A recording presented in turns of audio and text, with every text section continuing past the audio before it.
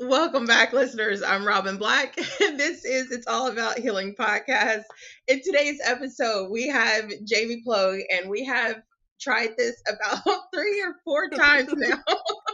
Yeah. But today we're going to be speaking about it's okay to struggle. So, Jamie, tell us a little bit about yourself.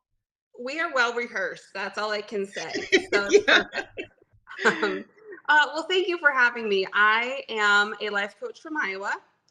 I work with struggling moms who are struggling just to remember how important they are and that they are a person themselves. I teach them how to find their way back home. I'm also a farm wife. We have 50 cows that we're calving out right now. And I like to say I'm a show mom, but I also don't like that term. But I'm a show mom. My kids show cattle. So I'm usually the crazy lady running back and forth from ring to tack spot because I forgot something or they forgot something, but that's me. So. And what does it mean when you say that they show cattle? What does that mean? Yeah. So they, about October, November, we kind of go out and they tell us what they want to show for the show season, and we set a budget. And so they have to go out and find their show animal. And we tell them it's literally a lottery ticket. You're going out and buying your lottery ticket, and hopefully it turns out the way you want it to come August, September. But so they have this animal, and we break it to lead, and they work on it. You know, in the summertime, they're working about 4 hours a day on it, training hair. And I love my children, but we don't do anything halfway here. That's what I always tell them. Sorry, we have to do it. We have to do it right, because I feel like it's a really important way for them to learn rules, responsibility. You know, it's all on their shoulders this year. I've told them they're 12 and 14, the boys are. My 6-year-old, she just does it when she chooses. But the boys, it's their responsibility. So they take the animal into the show ring, and they get evaluated by judges. And there's a show about every weekend if you want to go. And so that's kind of, we don't do travel baseball. We don't do many travel sports. We show cattle. Oh, okay. Well, that's interesting. That's very interesting to know. I've never heard of anything like that, but to have 50, wow, that's amazing. That's just the cows that we are calving out. So, I mean, it's usually a lot of their show animals and stuff, but we're down to 13 right now. So we've had quite a few babies already. And so then we'll take them, and they can show one of them if they want to, or we'll take them and sell them and start the process all over. So, but it's something I grew up doing. And so just honestly, I don't know a better way to teach your child responsibility and work ethic and than on a farm. Like, Yeah. It's what it is. Yeah. So, and then also you are a life coach. Tell us a little bit about that and what's the name of it as well.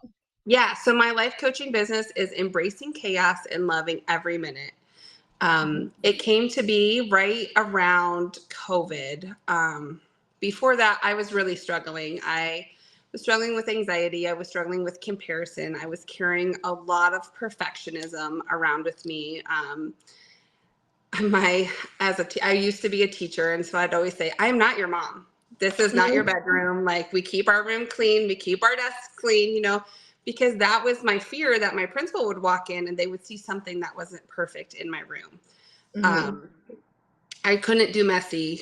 I was always afraid that I wasn't a good enough mom, that I wasn't doing enough, that I wasn't reading enough, I wasn't taking in enough information. I was always comparing myself. And so I did a lot of work with my own life coach. And through this journey, it's just kind of grown into, I really love helping women and really love teaching them about the things, how to forgive and your ego and perfectionism and how to let go of all of that stuff and just kind of move into embracing that chaos of motherhood and knowing that that's daily life. Like that is, you know, overwhelm is just kind of not a state. It's just, you can be peaceful, you can embrace it and move on. And so that's what I like to do and teach women with that. And so that's how Embracing Chaos and Loving Every Minute of it came to be. So I have Instagram. I have a private Facebook group that gets a little bit more in depth because it is private. So people will interact on it, where a lot of like my Instagram, I do have a Facebook page. I have a website, but a lot of the stuff that's more public, people are kind of afraid to be vulnerable on and not post. Hmm. But that Hmm. Facebook group, sometimes it gets real good. It gets vulnerability really comes out, and it's always such a treat when that happens for me. I'm always so honored that people will trust me with that. Absolutely. And then what's your Facebook group called? Is that called Embracing the Chaos and Yeah. Loving Every Minute of It as well? Okay. Yep. It sure Yeah. is. Yeah. And then I know Jamie and I, we previously spoke on LinkedIn, and she had a post speaking about you were in your ego, and you were saying that it's okay to struggle. And that's what kind Mhm. of invited me in to want Yeah. to speak to you. So talk to us a little bit about that as well. Yeah. Something else your viewer or your listeners should know is we've actually been trying to plan this for about a month. So I Yeah. wish I would have gone back and reread that post so I could be real specific on what I was struggling with. I think honestly, it was just there was this week in February that I was struggling. I was hard. Like Mhm. I just wasn't sure I was cut out for life coaching. I wasn't sure I was cut out for farm life. And it was more so my ego just kind of wanting to be comfortable in the like not doing things outside, like stepping out of my comfort zone, like driving the feeder wagon tractor. For whatever reason, that is a giant hurdle of mine that I finally got over, and then I drove it and got stuck. So I had to get over the hurdle. I'm there. But my your ego loves to keep you in comfort. And so like there was just a week where I was struggling really hard with wanting to stay in my comfort zone and not doing anything. And I know you can't see where I'm at, but it's like my corner little office here, and I could just live here. I could Mhm. just find a way to piddle away the day. And that week, I think I did that like twice, and it was hard. I reached out to my own life coach, and I was like, I'm struggling. Right. Um, she was very helpful, and I can't say enough, like, it's okay to struggle, and it's okay to say I'm struggling and I don't know why. Hmm. Because until we really started kind of digging into it, I really didn't know why.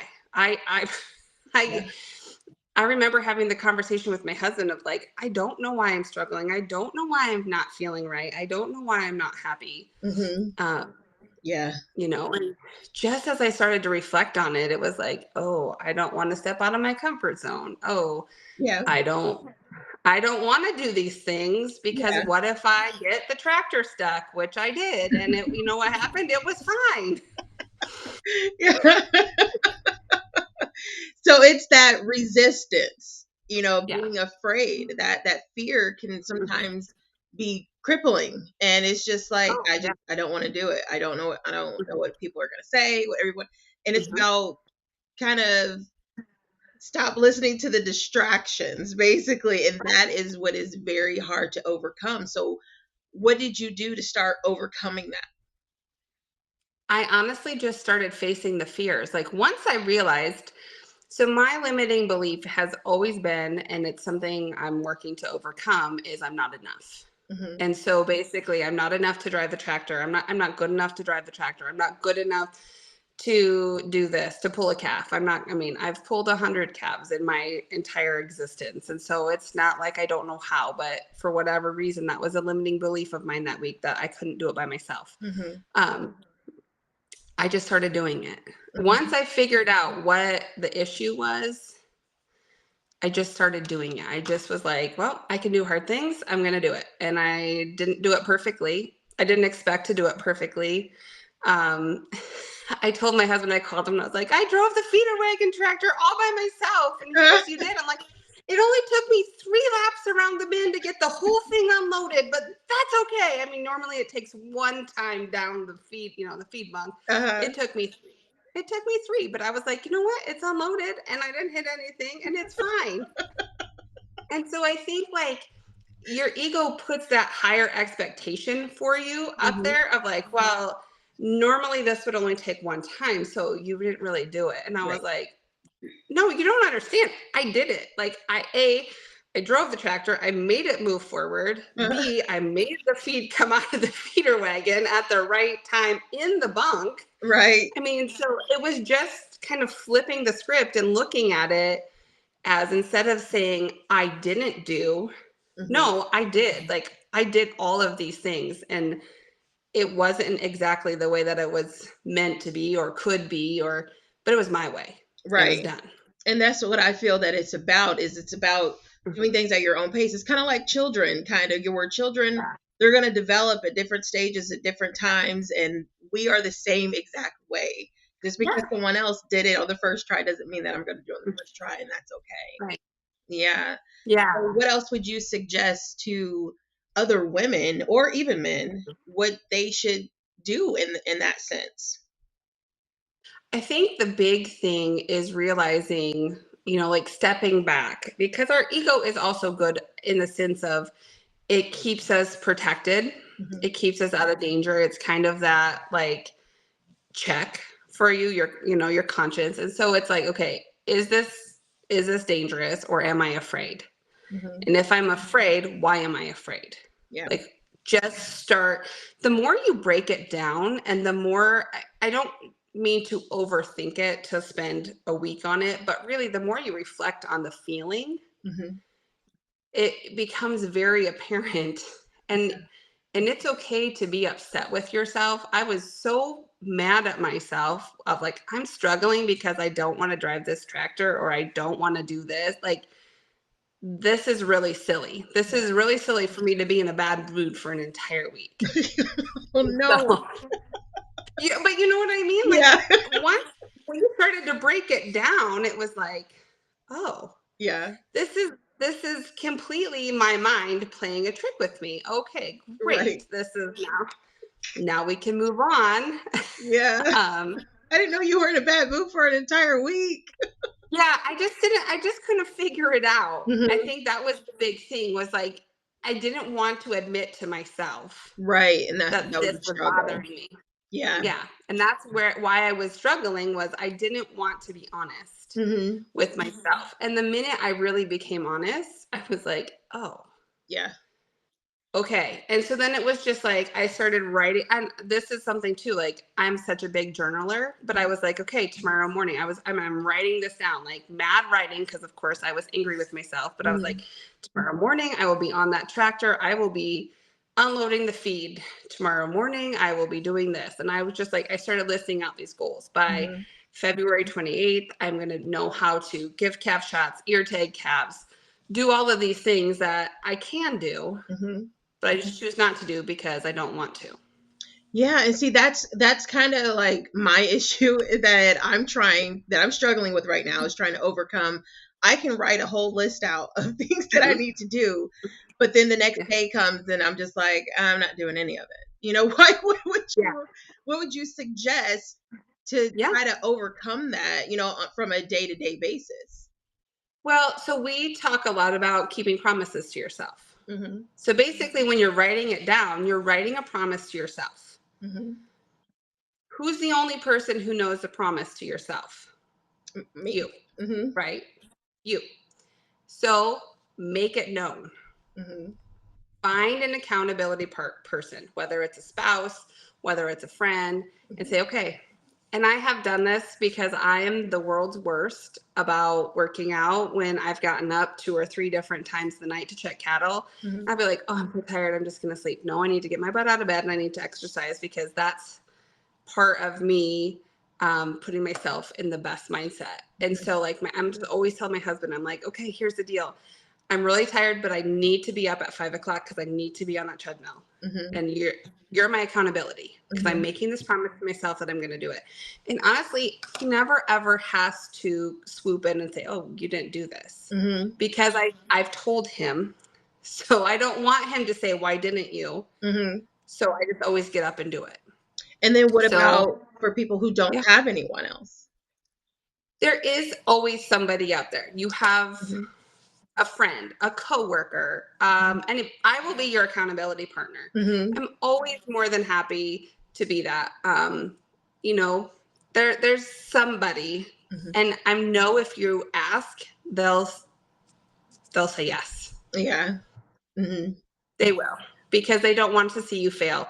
The thing, like the most misconception is that other people want you to fail, but honestly, 9 times out of 10, they want to build you up. They want to help you. Mhm. They want to support you if you ask, but sometimes they don't know how.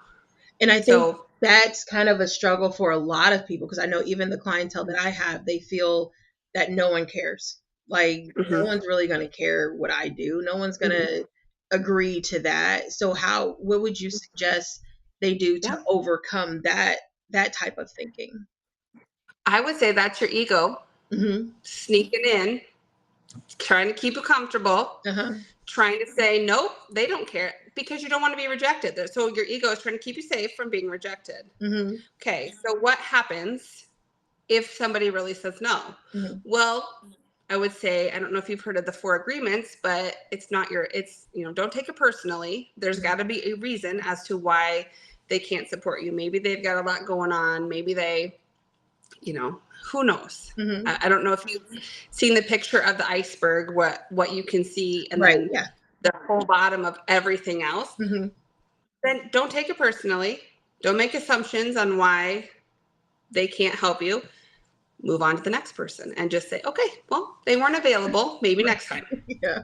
But don't let that ego come in and be like, we got rejected. Oh my gosh, no, we can't do this. Right. No. Yeah. Because it's like sometimes you can get a lot of positivity. Like, you can get a lot of people saying a lot of positive things, but then you focus on that one person that Yeah. says something negative or that rejects you, and then it's just like you just completely fall apart after that rejection, and you don't hear anything Right. else. Mm-hmm. And that's Yeah. just so And you know what? frustrating. I always say make it an offer. Hmm. Make it an offer like, hey, if I'm going to get up and I'm going to start exercising in the morning. Are you interested in maybe having an accountability partner? And then that kind of puts the ball in their court of like, oh, well, I've been kind of thinking about that too. Hmm. Oh, a lot of people don't want to resist an offer. That's good. That's a really good way to look at it. That's a really good thing to do as Thank well. you. But I also love that you said, even as a life coach, you still need a life coach yourself as Yeah. well. And that's Oh my God. that I feel the same way, because that was hard for me in the beginning, was Yeah. admitting, hey, I need help too. I need someone else to speak to as well. And I think as women, like some men too, but I feel women probably have more of an issue with admitting they Mhm. need help, because they have such a large load of everything to Mhm. do, and your mind never stops going Yeah. ever. There's a Brene Brown quote that's like, we are expected to do it all, be it all, and do it perfectly, seamlessly, and make it look effortless Mhm. while doing it all. Yeah. And that is, I feel like, why women carry around such a tough perfectionism armor, or such a heavy load of armor, Hmm. to make them look that way. Yeah. And in reality, we're not. I mean, I can't remember if it was on this one or if it was on a different take of our podcast. I talked about not wearing makeup. Uh-huh. um, my children asked me where I was going today because I have it on, but Mhm. I'm usually not ever wearing makeup. So, Uh-huh. I mean, and for the first time, for the first time a week ago, recorded something with no makeup on, because I was so afraid. My ego was telling me my skin was so bad, or I wasn't going to look the part, and I had 15 minutes in between loads of my husband moving around bales, and I was like, I'm just going to do this. I'm just going to hop on it. And I just did it. Yeah. And do you know how many comments I got on how glowing my skin looked? And I had on not one stitch of makeup. And I Yeah. was like, oh, That's usually ego. how it works. Yeah. That's always how it So, works. I don't know why it's always like that. neither.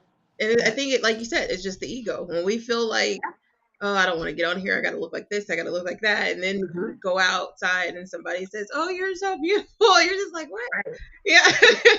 Yeah, I know all the comments I always get about, oh, I love your post, and I'm like, oh my gosh, I feel sometimes like I'm A, repeating myself, or B, like I'm not enough. Hmm. But in all honesty, somebody's reading it and somebody's getting something out of it. And so Right. That's all that matters to me. But I think we're talking about life coaches, and I think my life coach reminded me, she's like, you have to be ahead of your clients like 10%. Hmm. So you're still in the grind, you're still in the struggle, but you're just a little bit further ahead than they are. Oh, And that makes so sense. Hmm. it made me like that's what makes, like, for me, I'm like, well, that's what makes me relatable, is that Hmm. I'm still struggling, and Right. I have a life coach, and but I also then related in, she's helping me guide my way through this situation that I'm really struggling with. Hmm. you know I needed help, Right. and I said, I need help, and I threw up the white flag, and within 30 minutes we had it figured out, and I was on my merry way. Yeah. So Yeah. That's, yeah. I like that a lot. And I know we talked about it in one of the other ones, but Mhm. as far as children and mental health, Yeah. Hmm. what is your take on that, especially since COVID? Hmm. It seems to me like I know once they came back to school, they were able to start Yeah. socializing and stuff again, but it seems Yeah. like they internalize a lot more now as well. So what are your thoughts on that? Yeah, my second child had a lot of anxiety before COVID even began. So I'm a huge advocate for getting help Hmm. of any sort. Obviously, I've gotten help. He's gotten help, and just watching him thrive.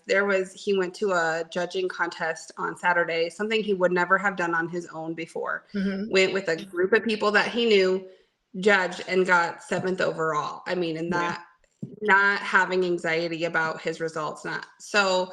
For me, and the whole like mental health with children just in general, Hmm. I think it's so important, Yeah. because honestly, as a kid, I had anxiety, but I didn't have a name for it. Right. I could not have told you. I remember my dad wanting to send me to Washington, D.C. with the FFA. And I just remember every time he brought it up, I got a stomach ache and I wanted to throw up, and I'd run upstairs to my room and I would cry. And Oh, he yeah. finally just stopped bringing it up. Yeah. And until I started seeking help, I couldn't tell you what it was, but I had anxiety about it. I didn't want to leave home. What if I got out there and something went wrong? Right. And so I think just giving kids tools in their toolbox. I know our school is doing a lot of SEL lessons, social emotional learning lessons, Hmm. just to help kids start naming things. Hmm. And so I know my kids come home and talk about it, and we have a little bit more in-depth conversation, but I just think it's so important to give kids a voice. And so Absolutely. just I agree. start naming things, just start seeing them for what they are. And, you know, Yeah. And I what's it called? do. I think You said it's called SEL because I don't think we have that in our school system. it's social emotional learning. I'm sure I bet you have some standards or something. I know most states were working on them when I was still teaching, but I think I don't know. I know they do a program and they'd have to do one lesson a week, and then they come together and they talk about it. Hmm. Social. And honestly, my middle child did not ever like to tell a single soul that he had anxiety or that he Yeah. took medicine for anxiety. And with the teachers were emailing me, telling me how proud they were that he was sharing it out in these conversations. Like, it was teaching them how to be vulnerable. And so he opened up that he said he had a coach. Oh, Yeah, I have a coach, and she teaches me tricks and tips, and that helps me get through the day. And yeah. so, I mean, I think mental health awareness is so important, and giving kids a name for things is awesome.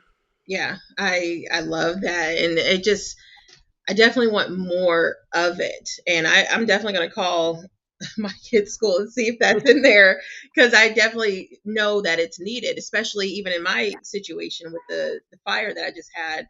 I know my Yeah. kids are struggling mentally, and I know there's some things that they can talk to me about, and there's going to be some things that they're probably going to feel more comfortable speaking to a school counselor or something about. So it's definitely Mhm. something that I feel is needed for all children because they have that anxiety. Yeah. And you know what? God bless if you can be blessed with a good school counselor. We Hmm. have really good school counselors, and they are worth their weight in gold for sure. Yeah. Like, Yeah, I definitely give them all the praise and the props because they're awesome. Absolutely. Well, JB, did you have anything else to add? No, I just want everybody to know it's okay to struggle and it's okay to say I'm struggling. It really is. Because when you name it, it brings less shame about it as well. Because Absolutely. I think Brene Brown says shame loves secrets. Mm-hmm. And so when you share and you start talking, I think that was another reason I really started my group and my coaching business was I held a lot of shame with having anxiety and I held a lot of shame with the way things were going, the way I was comparing myself. And so as I started talking about them and I became more vulnerable, Mm-hmm. honestly, now I'm like, I will tell you anything you want to know because vulnerability is, I'm open now. But at Yeah. the beginning, it was really hard, but it was a really good step for me. Yeah. So I agree. I like that. I like that a lot. And I'm definitely going to use that myself. So you've actually helped me out in some of the situations that I'm dealing with right now. So I greatly appreciate yeah, you're welcome. Well, thank you for having me on this podcast. And I want to say, I think we made it to the end finally. that. You finally did. But please tell the listeners one more time the best way to contact you and what's your website. Yeah. So embracing the chaos and loving every minute of it is my website, .com. Embracing Chaos on Facebook. Embracing Chaos and loving every minute of it is my private Facebook group. I'm on Instagram, embracing chaos and loving it. Pretty much embracing any chaos All right. on any platform. My picture is my all my profile pictures. So yes, for sure. All right. And then it'll also be in the description box that I'm going to put down here Yeah. below. So if any of you want to contact her or contact myself, it'll still be in the description box. But again, thank you so much, Jamie. Again, I'm Robin Thank Black, you. and this is It's All About Healing Podcast. Stay blessed. Bye, Jamie. Bye.